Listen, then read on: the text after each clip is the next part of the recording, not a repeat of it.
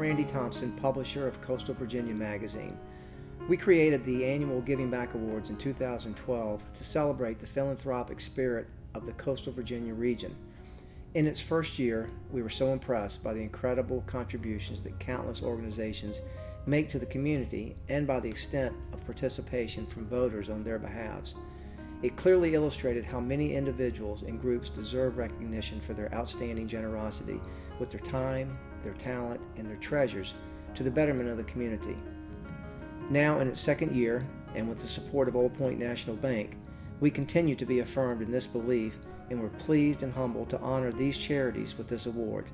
So congratulations to all of you that make such a difference here in Hampton Roads. It is important to us at Old Point to support the Giving Back Awards because we're passionate about recognizing and supporting the hardworking nonprofits that call Hampton Roads home. As we celebrate our 90th anniversary at Old Point this year, we truly believe that we make a difference in the community together. I want to congratulate all of the winners tonight and thank them for all that they do for the community. Thank you.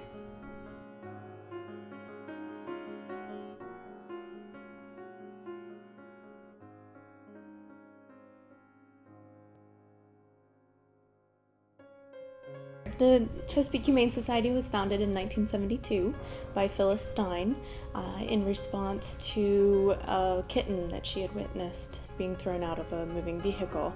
And when she figured, what to do to help this animal, she realized that there weren't many resources in the city of Chesapeake, so she took action. Well, we operate a low-cost spay-neuter clinic. We also do low-cost microchips and vaccinations. And then we also run a foster and adoption program. So for cute kittens and puppies like this, but also, some of our older dogs and cats too that need a little bit more attention. My name is Katie Fennig. I'm the volunteer coordinator here at Chesapeake Humane Society. Currently, right now, we have over 400 active volunteer records in our database. And we also, year to date, have close to, if not over because of our recent event, Bark in the Park, 5,000 volunteer hours that have been donated year to date alone. So ways that volunteers can help. Our primary needs are here in the clinic with the cats. All of these cats everywhere, every day, need to be cleaned. They need to be taken care of. So that's one of our biggest opportunities. But there are also a lot of other ways you can be involved without ever touching an animal. We also partner with a lot of organizations to do donations. We have our Angel Tree project coming up soon for the holidays, which you can buy stockings or give donations of pet supplies at local pet stores and businesses. And we do major events and fundraisers, usually evenings and weekends. So if you're interested, you can always volunteer by emailing volunteer@chesapeakehumane.org or by checking out our website. My name is Ben Kunkel with the Chesapeake Humane Society. I'm the outreach coordinator. This is Spot. He's in our foster program. He's 10 months old, and he's looking for an incredible family and house. He has some separation anxieties, but with the right love and care and patience, he'll be an incredible animal for anyone. We just had our biggest fundraising event, Bark in the Park, which happens the first weekend of October every single year. This year we had an incredible crowd. This is Jake. We had an incredible crowd this year and some awesome supporters. We had over 100 vendors there, as well as sponsors such as Starbucks, The Cove, Pet Supplies Plus, PetSmart. There as well. Incredible weather. And we also, this year was our first year with food trucks there, which was a huge hit in the newly renovated Chesapeake City Park. And all that fundraising, all those funds go to support animals like Spot and all of our cats here, and any of our dogs that are in our foster care program, as well as Chesapeake Animal Services. We're always looking for families and people to help foster our cats and our animals, help them get used to people and human contact and just being loved. So we're always looking for people to help out and just share the love with the abandoned animals in the area. The Bark in the Park is all about raising money to help our dogs in need with food and shelter and medical procedures, getting them spayed and neutered if necessary. Our first contest is the tail wagging contest. We start with those dogs that have nubs and have them shake, and then we go all the way up to our dogs that have bigger than 8-inch tails. Our biggest contest is the costume contest, and that draws the most people. A lot of people bring their dogs in groups, doing Jersey Shore to Kentucky Derby with all different sizes. And our last contest this year is a new one. We're going to do singing and dancing. So that's kind of like a Dogs Got Talent show. Companion animal overpopulation is just, it's a big problem, and that's why our shelters are overcrowded. So most important thing you can do is spay and neuter your animals, and also, keep up to date on your vaccines. That's also very important. We have a cat that's available for adoption right now. Her name is Lilac, and last year she was in a house fire. So she survived that, but she needed a little bit more attention with the burn wounds. We were very happy with how she recovered from all the burns when she came to us. And she is available for adoption. She's about 3 years old. Spayed, up to date on all vaccines, and she's microchipped. Well, I got my cat about 5 years ago, and he was a rescue, and I brought him here for his neutering, and they took wonderful care of him, and they do his shots every year, and I get emails from them just telling them, keeping me informed about the Humane Society and everything that's going around here with the pets, but I just appreciate how much they always take care of him. So this is Pino, and he's about 5 weeks old, and he's doing great right now. He about 2 weeks ago was found by a dumpster, and was not really. He was pretty malnourished and dehydrated, so he wasn't. We didn't know if he'd have enough life in him to make it through the night, but he did. He's a fighter, and he's certainly got the personality to go along with it. There's so many ways that you can help animals in our community. Volunteering is a great way to get out and help. We've got volunteer events that are, deal directly with the animals, and then we have a lot of events that you don't deal with animals at all, but it helps raise money for the organization. Of course, donating, but not just money, we also need supplies. We have a wish list on our website at chesapeakehumane.org, and you can go on there and check out the wish list, and maybe there's something on there that you can easily give.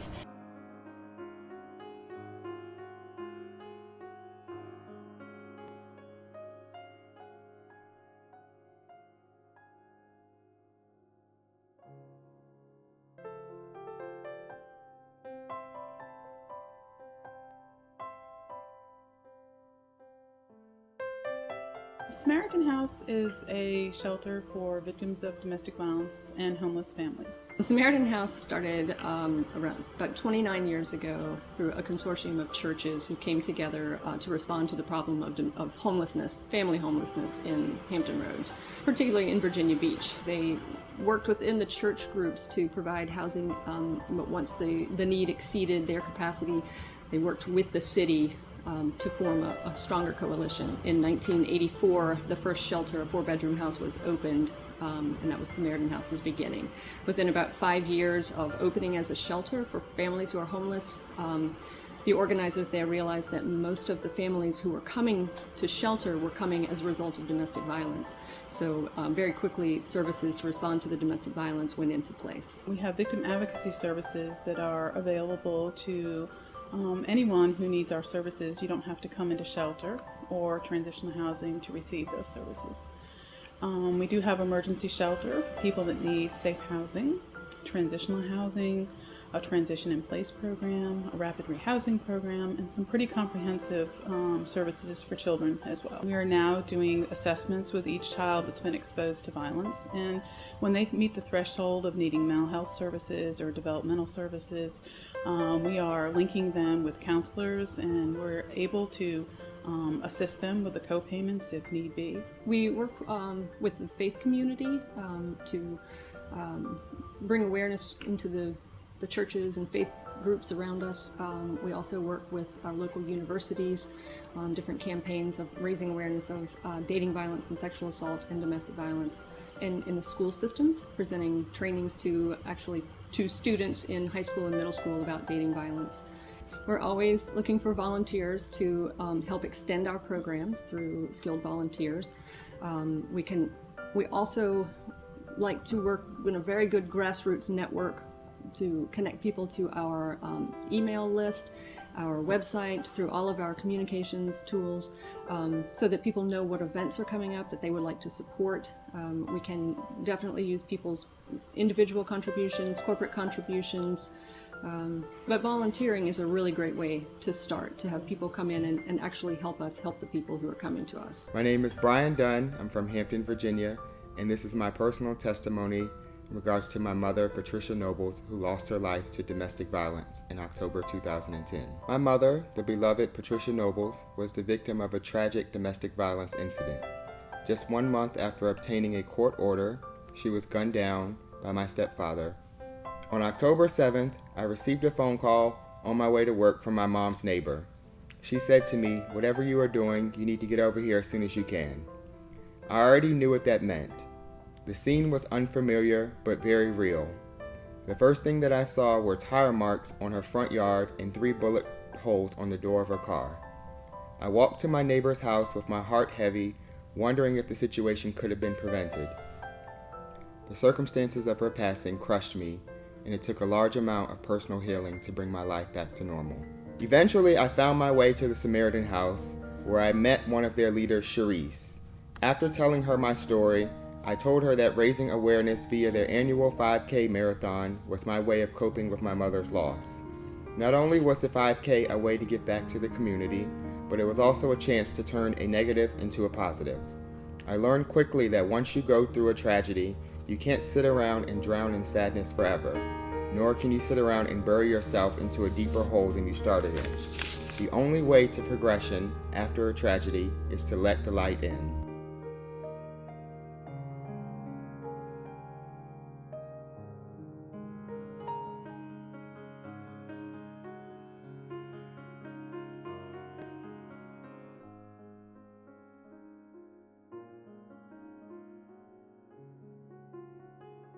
Cody was a very active baby. He was a middle child and just always moving. He was definitely like I said, a boy. He loved to be outside playing in his fort, dressed in his camo with his play guns. So it was kind of like he's always wanted to do that ever since he was little. You know, a lot of people go through their whole life and really never find their niche and what they wanted to do. And Cody knew, and he was doing it. And it really did give us a lot of peace knowing he wouldn't have wanted to be anywhere else. He wanted to be a United States Marine, and he was proud to be it.